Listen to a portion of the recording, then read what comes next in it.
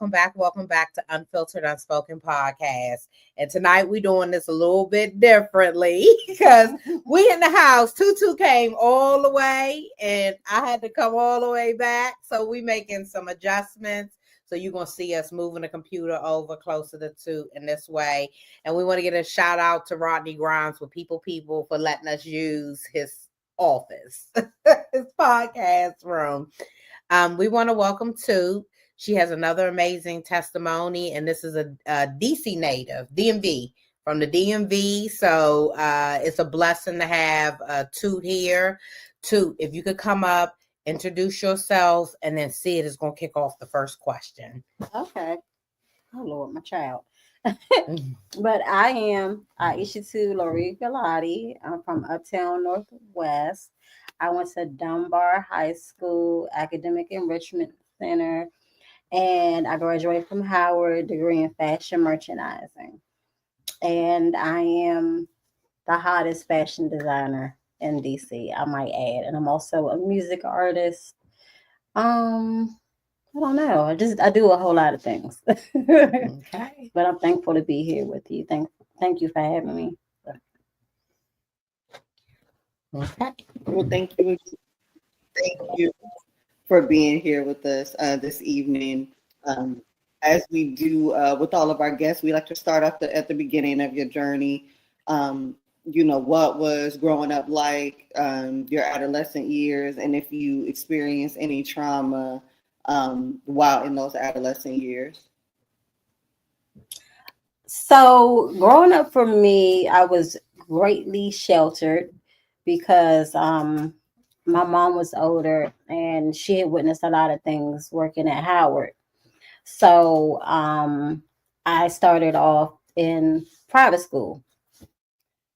Private school literally was like up the street from my house, and I was there from maybe 4 years old all the way to ninth grade. Very small setting. And at the time, I did not realize that a person, family member, a person that I thought so highly of actually had assaulted me. And I don't remember the age per se, because it was told out of anger in front of me.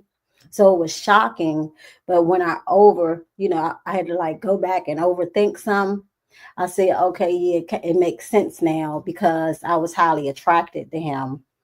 And I did not know why, or why I was just so greatly excited to be around him. But apparently this had happened maybe when I was about 5 or 6. And I just was disgusted because now I'm looking at pictures when I was younger, and I'm noticing I'm on his lap while I'm in his arms, or just things I wouldn't go for as a parent. I have daughters. Well, one of my daughters just passed recently, but it's certain things you just don't allow your children to do. It doesn't matter, family or not. You just you're not supposed to do that. But I'll say in my adolescent years, I do remember and recall 2 childhood friends that led me into places, and I didn't say anything about it. And I only spoke about it after my mother passed.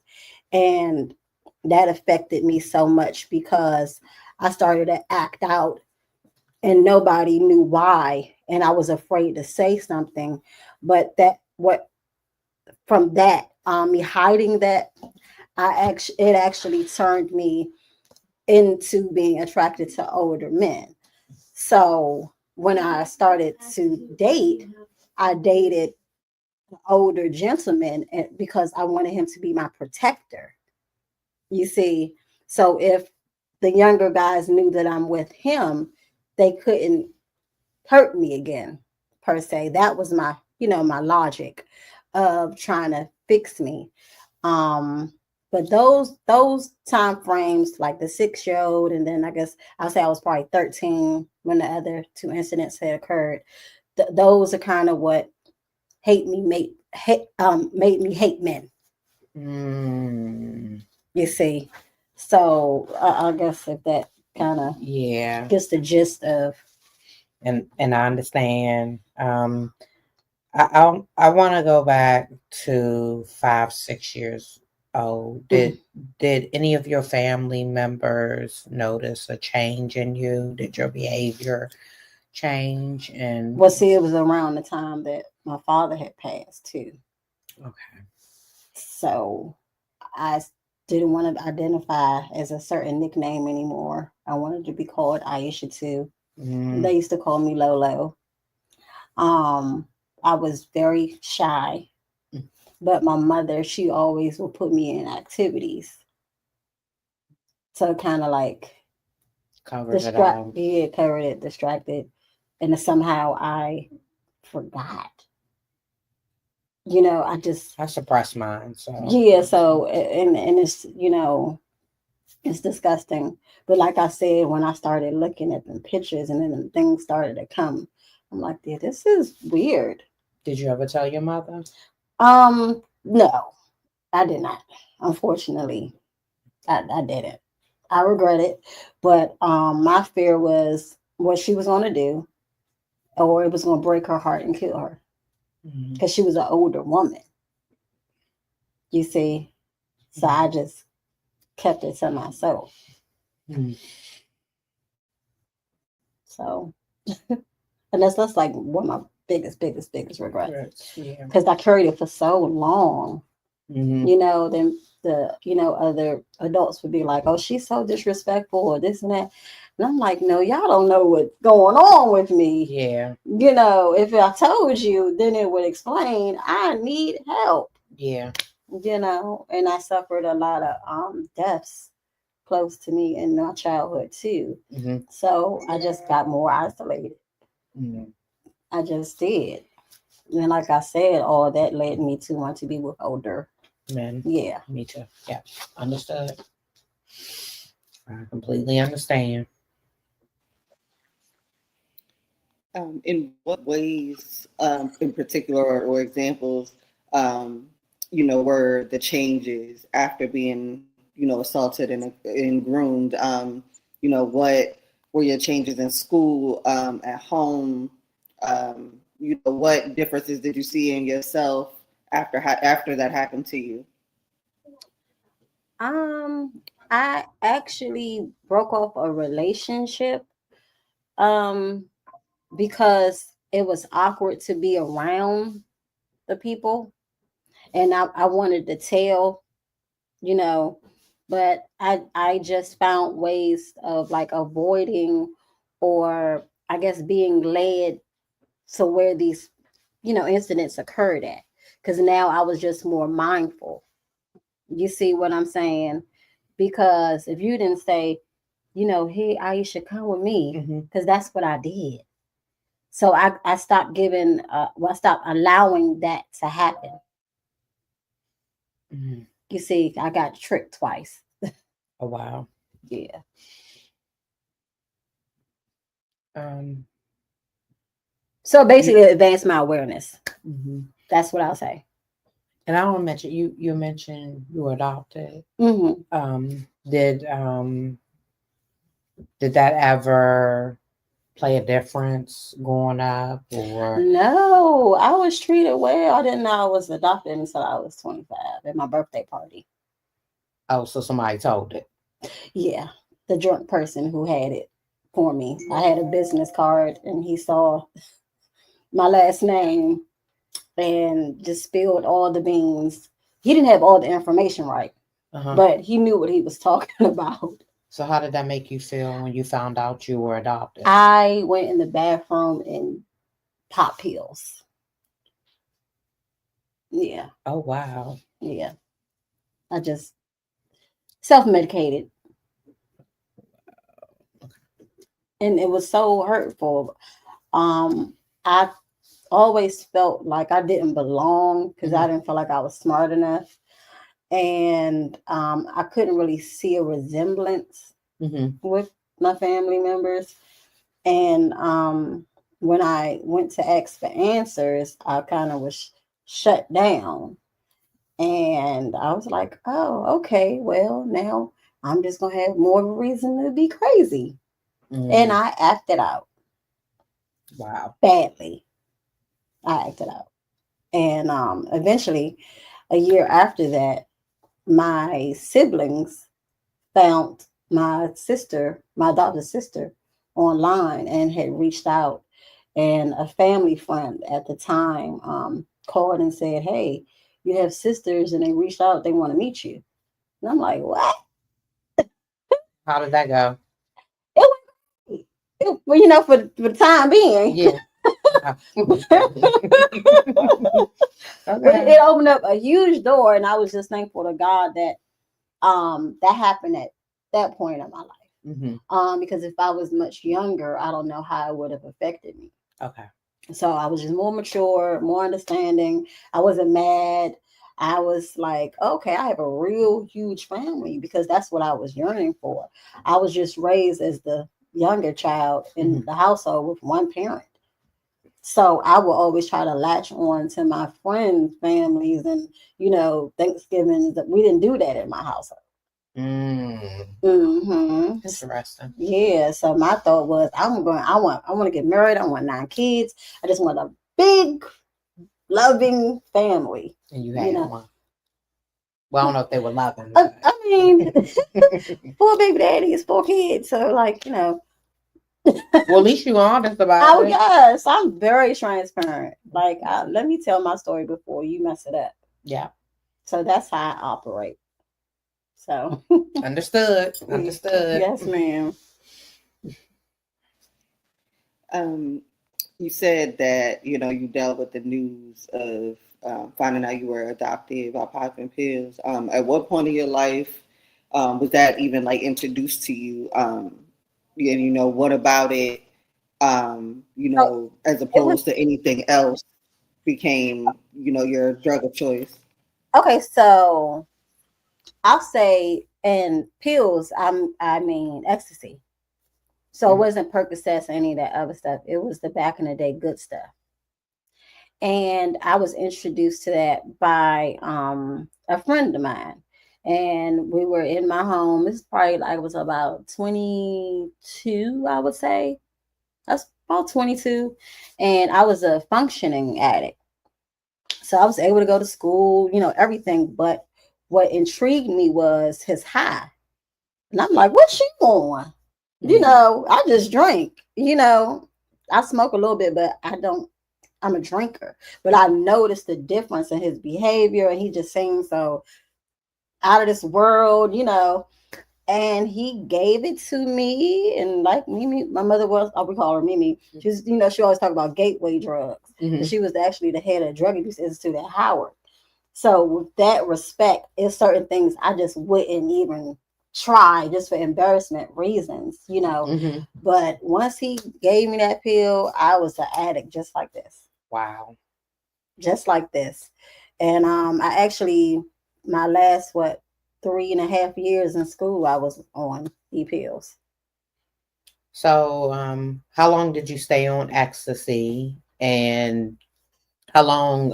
6 years. 6 years. And did it make you? I've never tried. I mean, outside of I've never tried. So I don't.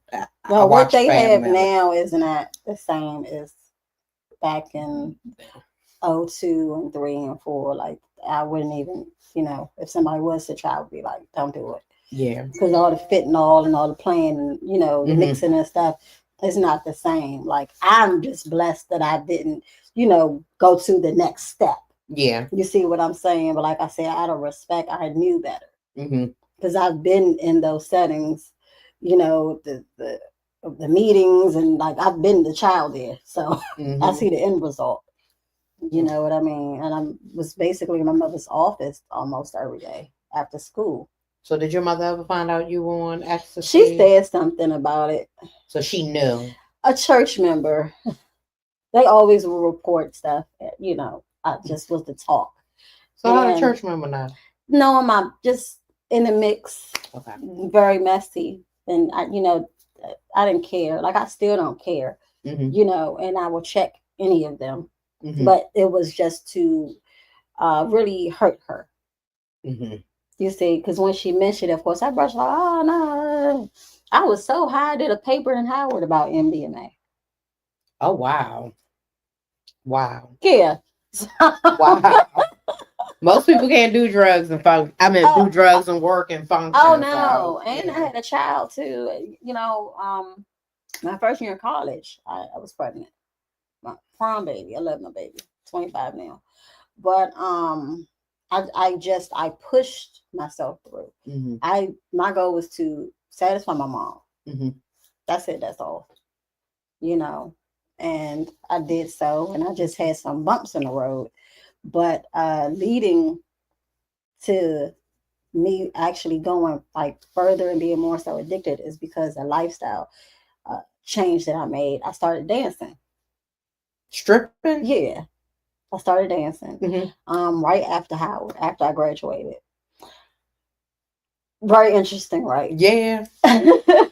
And that's because me being a spoiled child, I thought that since I graduated, I made you happy. Now I want a boutique down in Georgetown.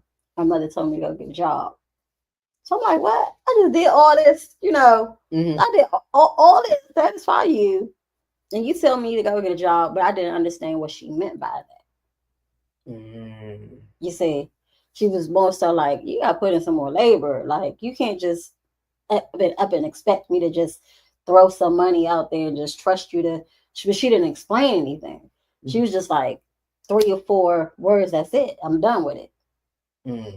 And just me not understanding, here I go, being defiant again. Now we ain't got a pimp. Oh, wow. Okay. Look, I know you ready to ask. Oh, wow. Yeah, we ain't got a pimp. Put me right in the strip club. How long were you, I guess, subjected to be around this person after being violated? Did you have to kind of experience or be around him, after that happened to you, or, were you able to kind of move after that? All different settings, birthday parties, church functions, everything. And I just was, I just knew how to be an actress. So did you ever confront him? Nope. Never 3. confront. It's 3. 3 people. You never confronted none of them? Mm-mm.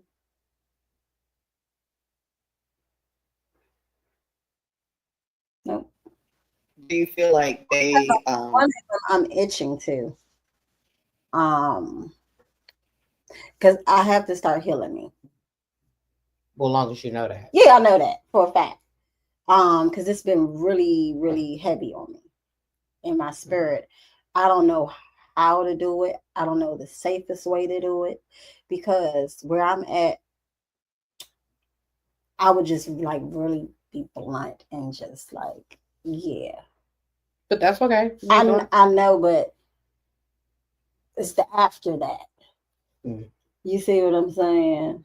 And like I said, I just cremated my child, right?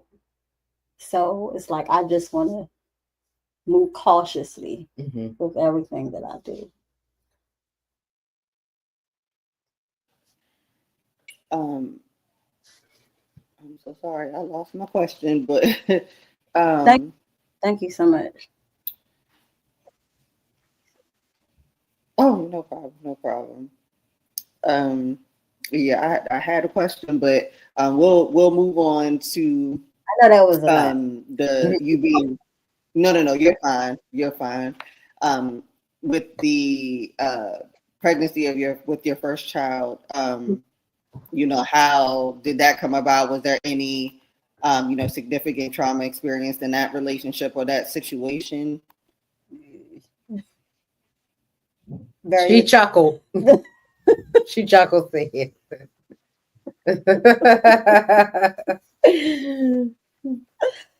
Yes. Yes.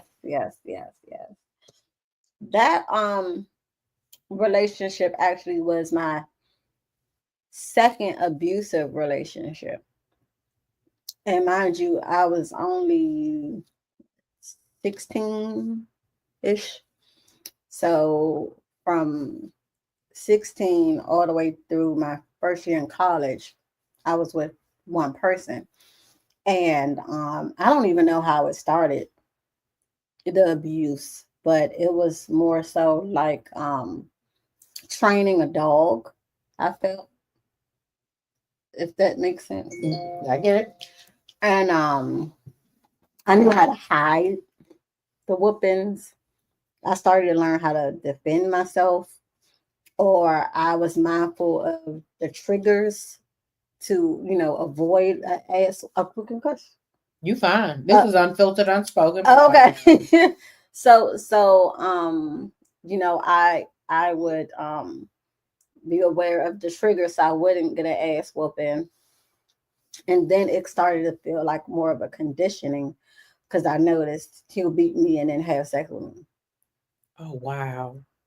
And it happened so often. Was he older than it you? Was the norm. Mm-hmm. And I was like, okay. It didn't make me run. I wasn't afraid, like, because he didn't do so much. Opposed to my other child's father, where it was like no limits. You know what I mean? I've had to jump out my second story window, slide down the house by the grace of God. Just a lot of things, and comparing the abuse level, I should say. So, yeah, it was. So you went through abuse from your first baby father to your second baby father. Mm-hmm. And the second one. Well, my third one too. I have 4 baby fathers. 3 out of the 4 whooped my ass. So why you stay? For kids. You know how you say, for kids. For kids. I mean, I did the same, but we like to hear like what it was what for like the kids. what For the kids. What made you leave? The family. I promised my oldest son that I wasn't going to go for the shit anymore because we were walking around the house like on eggshells. I did not like how that made me feel in my soul, and I believe that he changed, and it was a temporary change. Mm-hmm. And here I am yet again in the corner begging God to stop him from beating me. Like literally don't know any other words to say to try to scare him, to stop as I'm in a fetal position like this. And I just made the call to my sister and I had to admit, well, I lied to y'all. He's back. But this time I'm really ready to let go. And you have to be the one. You have to be the one to admit it and know that you're not on bullshit. Yeah. Yeah. Like when I know I'm not going to let you come back, I don't care what you do, then that's it. Or even to the point where I have to ask God to remove you out of my life. I've done that twice. Mm-hmm. And the saving part, okay, I can't go back. I can't, I got out of this. So I don't want to go back. And I just said, enough is enough. I don't need you. You're stealing my money. You're taking my car. It's out of control. No respect for me in this. No, I'm losing more by being with you than gaining. Mm-hmm. So I just 1 + 1 is 2.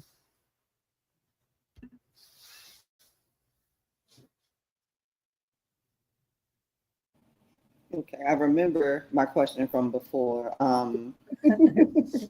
The 3 people you said that assaulted you, were they familiar with each other? Was there like 2 conversations had as to what could be done to you? So two of them were, and I felt like it was from a boys group talking because how soon it was after. If that makes sense. Yeah, they definitely know each other. To answer your question. Okay, so did you know they knew each other? Yeah.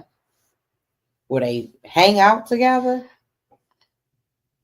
I see. I want to say, but I can't really say. But they know they're not related or anything like that. No. I'm just saying. We'll just say we're friends. And the first, So the first one, was he mad at the other baby daddy for talking to you? what are you talking about? You said I'm we was asking if they knew each other. Your baby father. So no. I thought she was asking if the people that assaulted me knew each other. oh, is that what you said, Sid? I was. Okay, so my apologies. So I got that wrong. Yeah, the people that assaulted you, That's not my apologies. the people My you had children with. apologies. I thought you were saying, But yes, to answer it, they for a fact know each other. We were all raised like family. so all three of them know each other? No, just two. Not the first one. The first one's from my family. The other two are from friendship circles type of situation. Wow. Yeah. So, and I'm not ready to go there yet. So that's why I'm trying to cap. Because when I go there, a lot of things are gonna fall down. Wow. Like badly. So and they were older. They were not that much older, probably like 4, 6 years older. But that's a lot being 13. No, I know. Yeah, I know. That's a big difference. I know.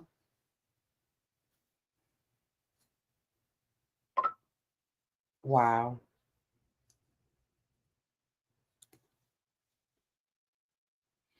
We're starting to hear more about the assaults.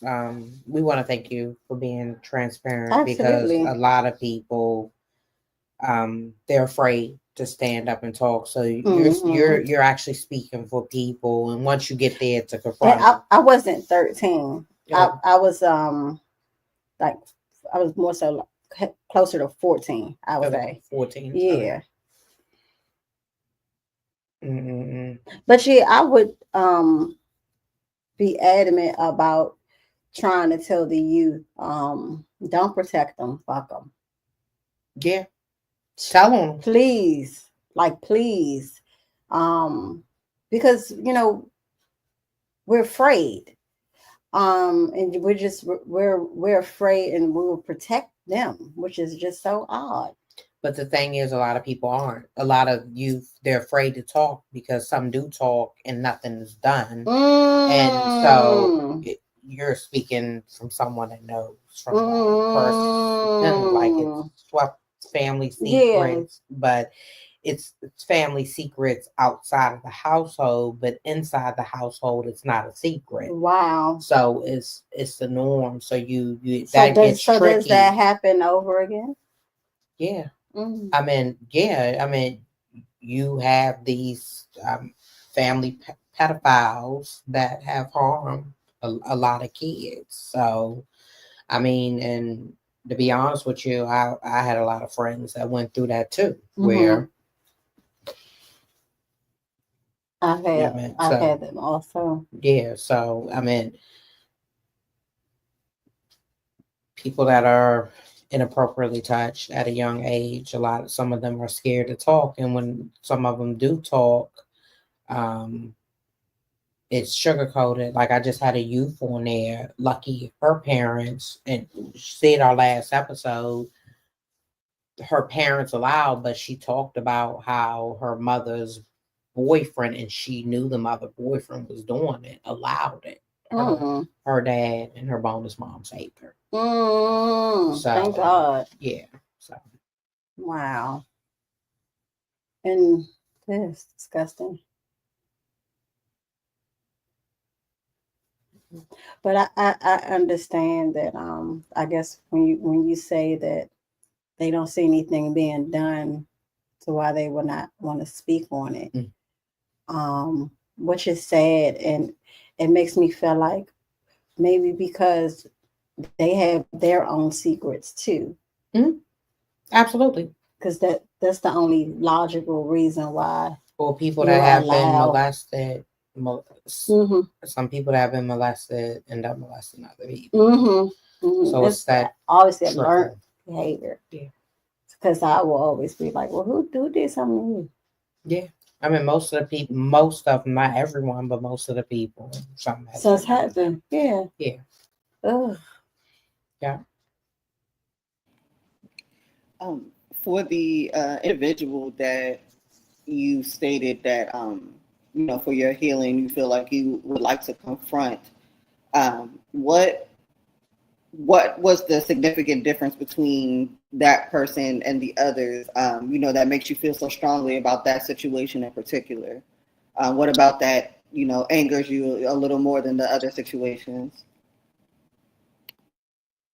Because he carries on like we're just real good, great friends.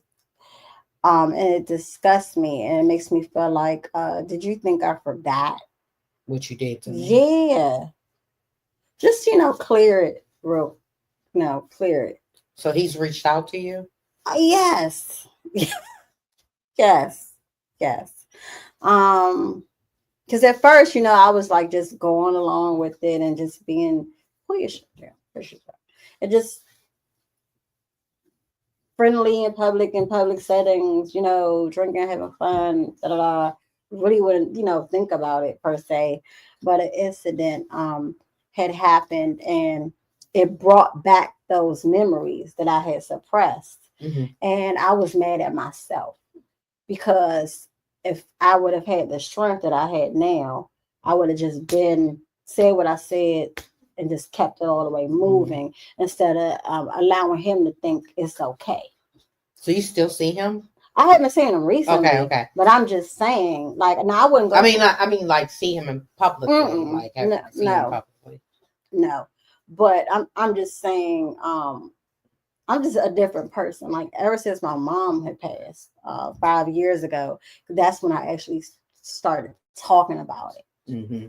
You know what I mean? And I said it to start that healing process for where I was at in that part of my life, because I started tapping into my music, and I just felt like if I have these things, like shackling me down, I can't be authentic. Yeah. You know what I'm saying? It's not like, oh, I want to tell, like, oh, this is what he did. Nah, but this is how it affected me. Yeah. You know what I mean? And I know somebody can relate, and my story will be able to help somebody else. So a person won't feel like they're alone. Yeah.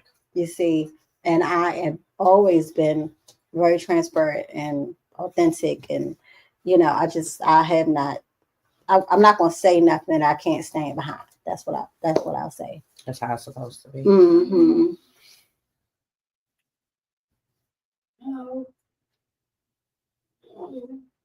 Hello. Goodbye, Angelica. Okay. Sid.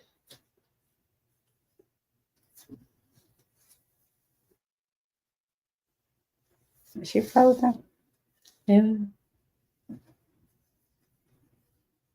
No, I don't think so. Sid. Yeah. Yeah. I'm sorry. Well, no, I was saying go ahead because I'm sitting here talking, so I was like, go ahead. You have another question. Oh no, you're fine. Let me see here. Has there been anyone that you decided to open up with, along the way with any of these traumas, and what was their kind of reaction or reception of the information? They were surprised.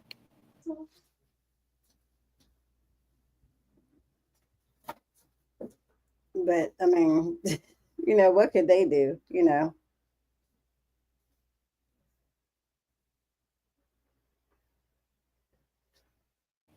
Understood.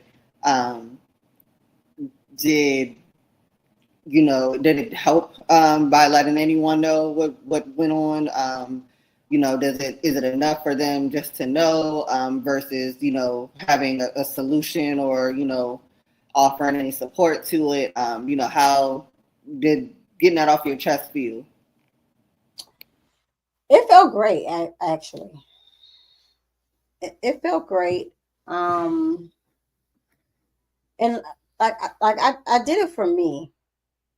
I didn't do it to out anyone or to make to tell to make somebody not want to mess with them or deal with them. You know what I mean?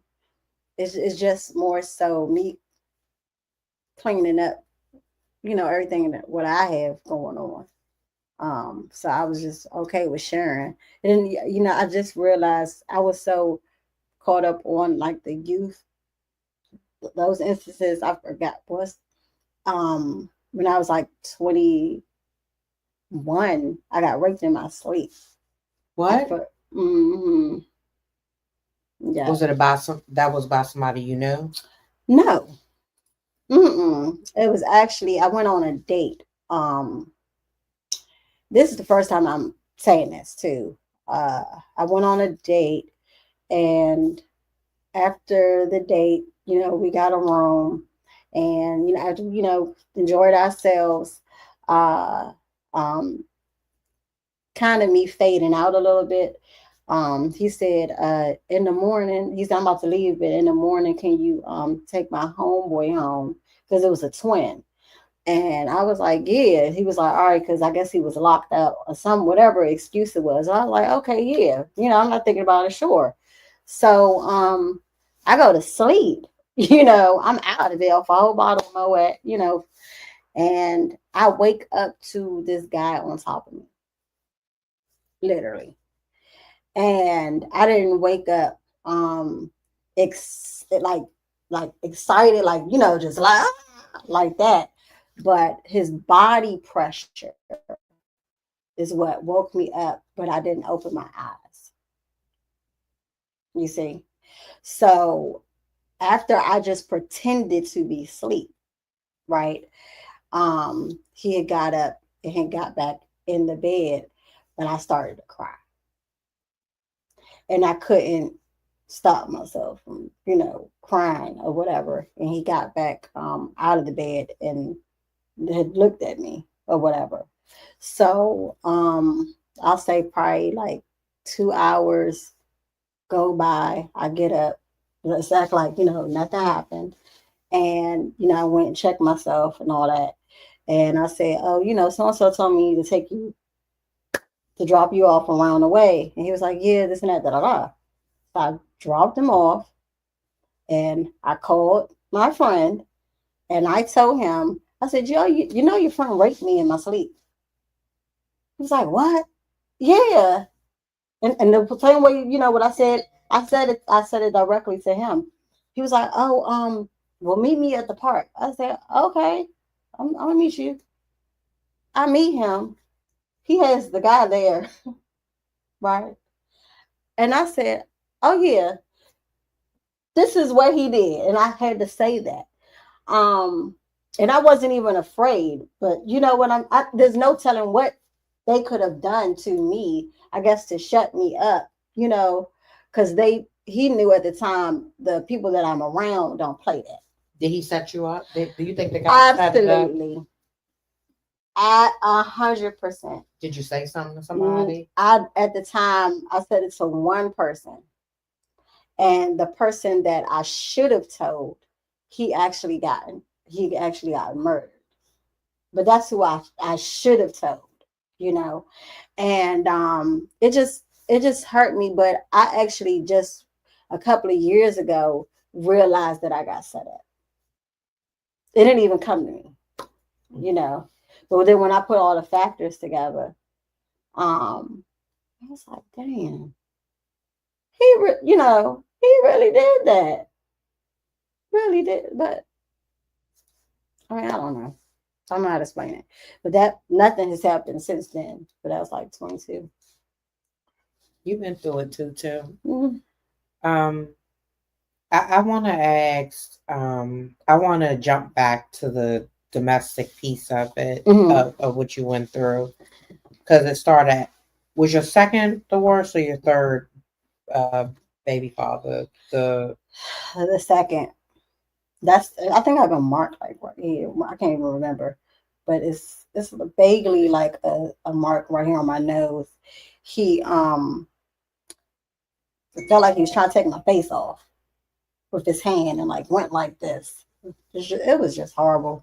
Rolled my hand up in a window before, like literally kicking the shit out of me. I recall a time he kicked over a dog's bowl and told me if I didn't pick up each pebble, he was gonna beat me. What? Like he would do some real sick shit. Yeah. How do you, with the three? I want to ask. Mm-hmm. You've had three abusive baby fathers. Mm-hmm.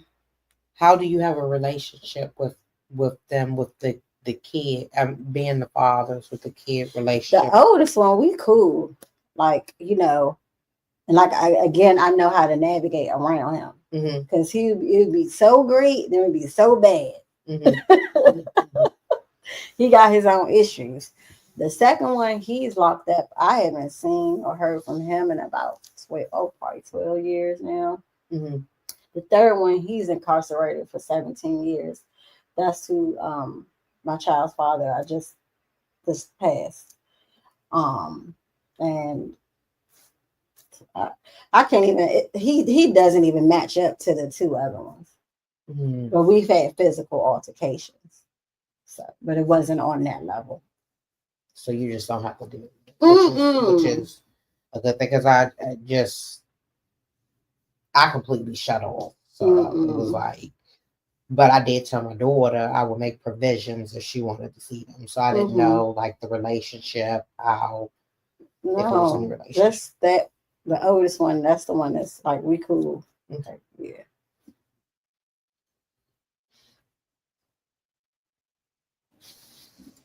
Since you are, as you stated, still kind of on your healing journey with everything that's taking place, how have you been coping so far? What are your what is your healing journey consisted of thus far, to kind of like keep you at bay, to get through this, to not be in a stupor or be on drugs or things like that? Like, how have you been coping with everything as of now? So as of now, I learned that sewing is my biggest use of self-therapeutic, areas, and I would say my music, singing. So I just put it in the form of art. It distracts my brain. I don't think about it at all. Like I said, I'll have like a trigger here and there, but it doesn't consume me. And it's like, really, what can I do about it? I don't tend to stress over stuff I can't control, especially from my past. Like, that's on you. I'm just waiting for God to handle you before I start thinking about handling you myself, because I know what I can do. So, do you still have triggers? I have triggers. I do. And I'm like, it's okay. Like, I don't feel bad for myself, because actually I turned out okay. I don't look like what I went through. And, one of them has a daughter, so just, gotta be mindful, because God see all things. And I never want them to think like y'all just got away, because I know I'm not the only person, for a fact. So they've done this stuff. Oh, yes. I'm not the only person. And just in time, everything will happen. I'll say justice. But I ain't tripping off it. It's not stopping me from being who I'm needing to be. Like, I'm still growing. Like, me just talking about it right now, this is a huge milestone. I hadn't had this conversation out with the world. Privately, yeah. That's why I'm still just like trying to be cautious about what to say and what not to say. Mm-hmm. But this is freeing, so thank you again for allowing me to have a space to talk about it. Absolutely. And when you get to the next level and you want to talk, we welcome you back. Okay. So if you want to let it out, me and Sid going, because we want to help others through life, because there's so many people, especially the domestic violence piece of it. Because I almost lost my life to domestic violence. So.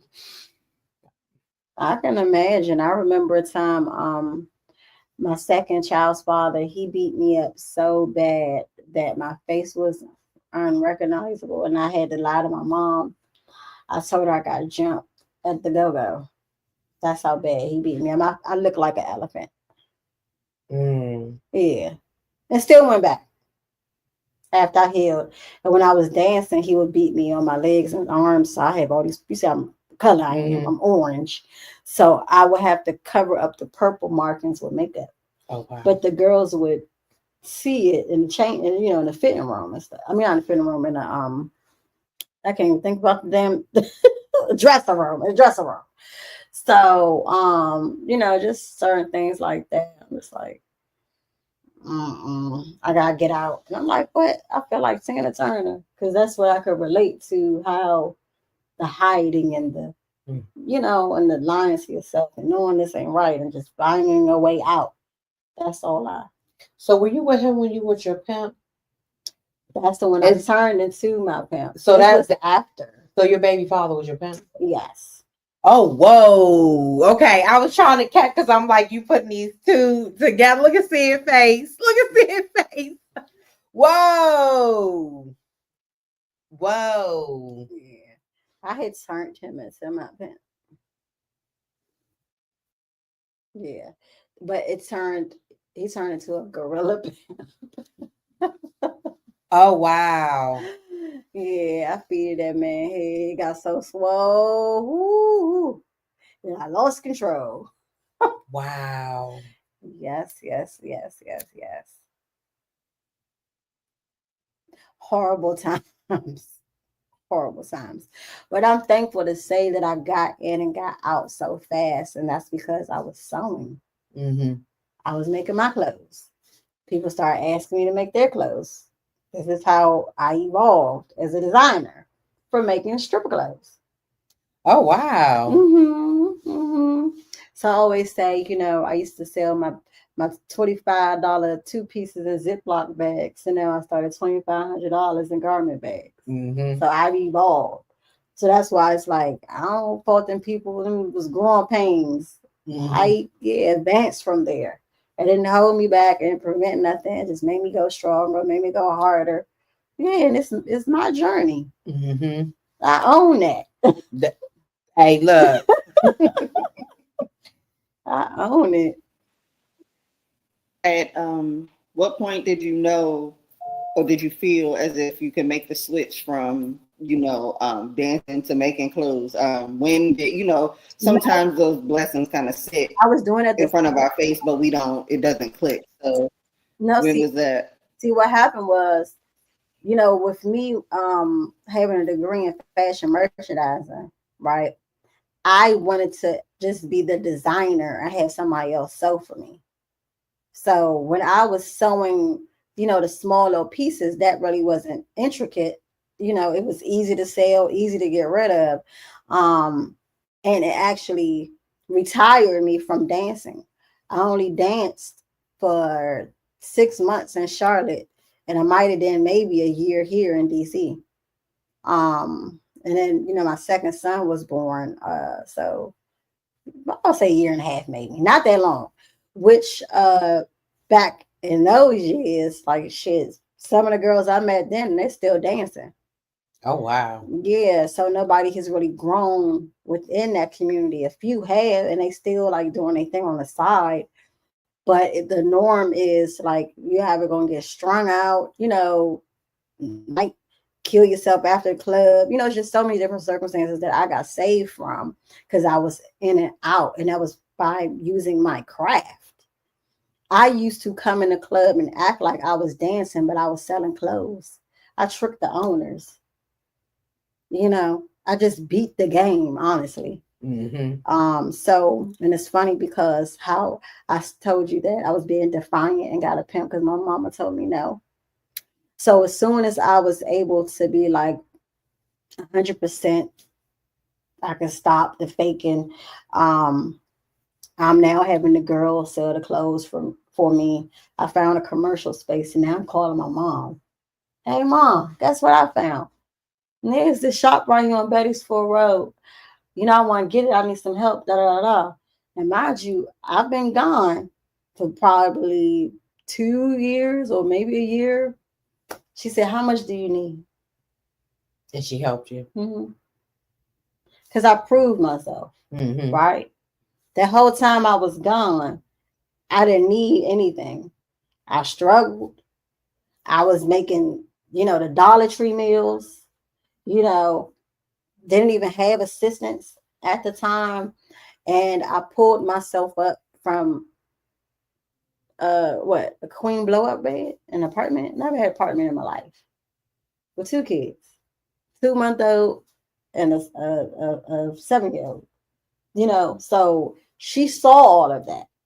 So as soon as I was like, this is where I'm at, transfer to the account. That's when I got what she meant by go get a job. So it finally hit me. And I thanked her, check, and that just, it made me feel great. And then I also was, showing my friends, you don't gotta stick, be stuck right here per se. Now for me, it was easier because I found something that generates money. But you have to find a lane in what you're good at. Yeah. You see, and a lot of us don't have that, and we're confused on our purpose in life. I ain't confused. I knew at 12 what I wanted to do. That's a good thing. Absolutely. But those who are lost are messing all over the place and can't focus. We don't have a lot of time, but I have another question for you real quick. I know that you said you just lost a child. My condolences. Thank you so much. I want to say that, and I want to ask because there are a lot of parents struggling right now with losing kids. How are you, and how the grieving? Like, are you like fully grieving? Are you focusing on that? Are there any struggles that you're going through?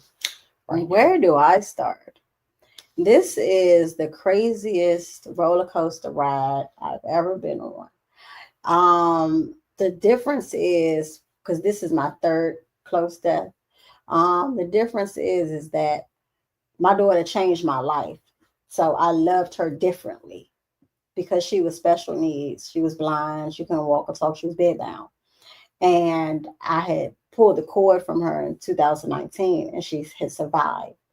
So she actually brought me to God. I didn't know how to pray before my child. So our connection was deeper. So within this loss, I'm sick. I'm not right. I don't want to be right. When it's time for me to cry, I cry. Most recent thing, my brain told me to go check on my child in her room. I seen her dead 5 times to push the button to cremate her. But my brain told me to go check on my child. Right? Because it's my routine has been going for this year, this many years, 10 years strong. I'm more so angry because of the cause of her death. But I'm gonna say I know for a fact that it's a total different love. So I know my processing is different. And I'm still kind of in denial. I'll do things to make myself feel like she's home. And I'm hurt. I'm torn, and I wouldn't wish it on anybody because she didn't deserve what happened to her. But I'm allowing myself to accept my emotions as they come. I've been having the worst anxiety I didn't even have none with my husband. I had some that started with my mom, but with my child, like I know I can't watch too many videos, and I'm learning how to breathe through it. And I don't try to scare anybody if they're around while I'm having it, because it's still kind of, I mean, it's very fresh and it's scary. Mm-hmm. And that's it. I know I need help. One day I'll get it. And just right now, I'm just being extremely busy. When did she pass away? July 5th. This is recent. July 5th. This is recent. Yeah. Yeah. Yes. Wow. She I'm died at sorry. home. I'm sorry. Apologies, I had some connection. Thank you. Yeah, my home nurse was the cause of her death. She cut off my baby's circulation using a post op, restricted the blood flow to her toe, a post op, when you're supposed to have it around the whole foot area, and rotated it from toe to toe. Children's pushback or surgery didn't feel like, I guess it was that important. The toe fell off and she died. Mm-hmm. Mm-hmm.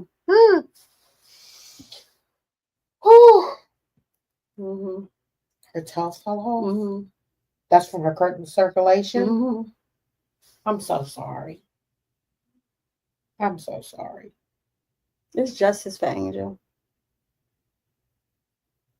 Yeah, and I'm pissed because when I say she was a fighter, she brought thousands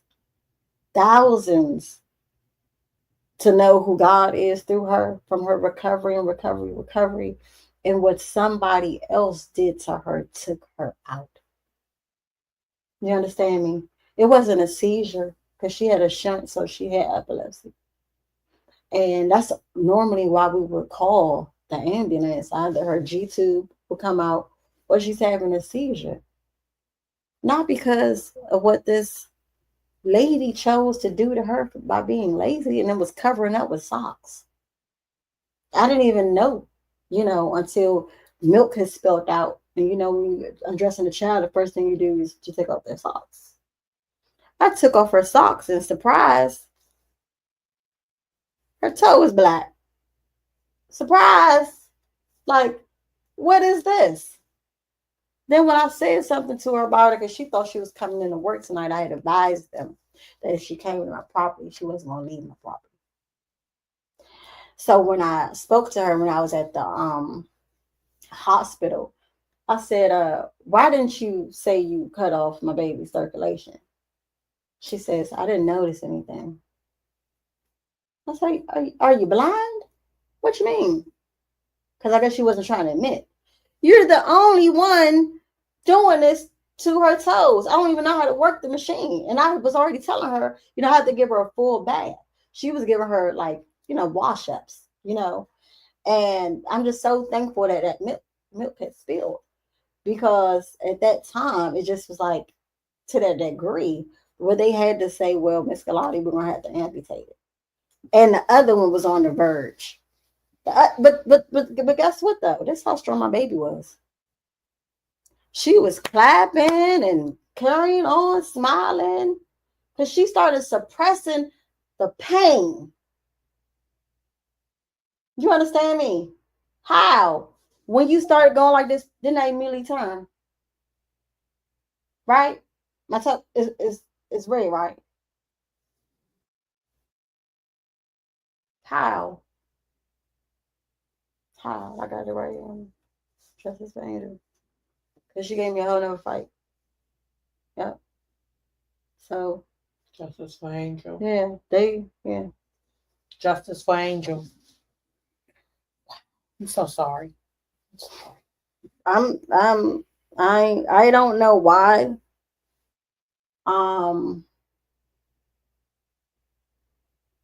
But again, I'm thankful for God for allowing me to be her mom. That's where I'm at. That's what I spoke of. I spoke her eulogy at her funeral. And I always say I don't curse him, right? Because I know he don't play. And I'm very mindful. I always try to tell people, make sure your intentions are pure and know that he sees all things. That's what I stand by. And I, I don't want to answer for the why, but I'm gonna make sure you get taken care of. Seriously. And that's like my biggest new journey or fight, I should say. Because and I feel like this happened because it was for a check. It wasn't you didn't come to my home for care. You came in for a check. And I don't know if she was like demonic or anything, but I definitely caught her chanting in my bathroom. You know, it was just like a lot of weird stuff going on in my house. And I don't even want to know why, but you're going to have to answer. You're going to have to answer for sure. Mm-hmm. My daughter, she want to know why she don't have a sister no more. I can't answer her that. I can't tell her why. Mm-hmm. Wickedness. Mm-hmm. Sid, do you have anything else?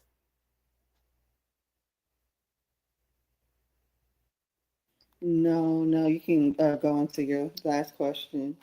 Okay. So we're past time. But Okay. no, it's fine. Um what advice would you give the art from your life experience that because you're still going through very transparent and episodes like this I love to see where people are navigating to the healing journey and they're not there yet. You're going through it, so you're still showing that I'm getting there. I'm not Um, nowhere close. and I respect that. And that's what we like to see because everybody has to start somewhere. And this is you going on other podcasts and speaking and being here. It's a start. Mm-hmm. What advice would you give someone? Just in what we've talked about today, just to maybe get them to realize or just to start their journey to healing based from your life experiences of what you went through. Treatment, because that's what I didn't get. I felt like I was smarter than a therapist because I was raised by a psychiatrist, right? And I know I need help. So I feel like I just stay extremely busy. So I can't like say to advise somebody that, I don't know everybody's routine or their strengths or what they're great at. But for me, I know how to sew. I know how to sing. I know, I know how to conduct things and put on. I'm just gifted. I'm personally gifted. So I just would say, find yourself, love yourself more, do something that just will fill that void or try to distract your brain as much as possible. That's all I could give. That's good enough. That's honesty. And I just through your healing journey, I just wish I'm here. You could talk. You can call me anytime, so you already know. We're gonna be honest. So I'm definitely here to support you through your healing journey. Thank you so much. And now you know where we're at. That's right. Now I know. Right. God sent me here, girl, because I was like. Look, it's okay. Toot actually came, and we're about to go. TuTu actually came in person. We were supposed to be virtual, and I had to jet from my house back to the office. And I want to thank Sid for being patient because I know we all on our own time frame. Sorry, Sid. It's okay. Just how my brain is functioning. I'm off. No, it's fine. I'm like, it's okay. We're gonna make it work. Sid, are you ready to close it out? Yep. As we like to do with all of our guests, we give you the chance to participate in shameless plug. You see all your information scrolling across the bottom here. If you let our viewers know how they can contact you if this story has moved them, how they can utilize your services, what it is you have first purchased at TuTu's Boutique, the services you offer, really just a way to sell yourself, and how people can, patronize your services. Yeah, so tutusboutique.com is my website. It's basically for booking. I have my photos on there. Tutu's Boutique, TUTUS on Instagram and Facebook. All my work is on there. I am the hottest prom designer in the area. But, that's my link, www.tutusboutique.com. Go check her out. Yeah, She got some good stuff on there. I'm like that. Yeah, like that. And we working on something. So Yes. y'all will find out soon. Oh, then my music page is Lady 2 Music too. 202 Lady 2 Music. And I just started tapping in more so R&B. Okay. And I seen you on a band. What Yeah, was that? UCB. UCB? Mm-hmm. Okay. Yeah, that's a go-go band. So Yes. UCB. Check TuTu I out. be featuring with them. And she features with them. So she's not with the band, so she's a feature. So she carries her own name. Yes. Look out for Gullattee band, because that's what I'm gonna keep my name going. Yeah. We love it. So we want to thank everyone for tuning into Unfiltered, Unspoken podcast. And we told you we're going to continue to share life experiences.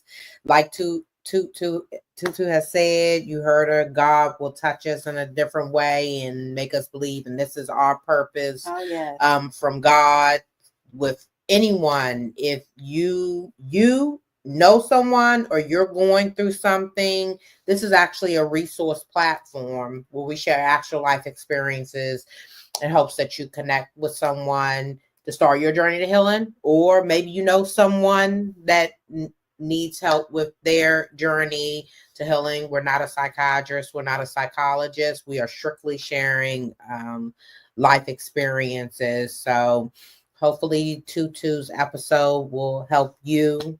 And we're going to continue to share life experiences. Ain't that right, Sid? That's right. That's right. So like, share, and subscribe to our YouTube, Unfiltered, Unspoken podcast. Follow our TikTok and our Instagram, Unfiltered, Unspoken podcast, and join our chat group, Unfiltered, Unspoken Society of Survivors. And just stay tuned, because we ain't going nowhere. We've been rocking with each other since October 10th, 2022. How many people stick together? But Sid and I do. Peace.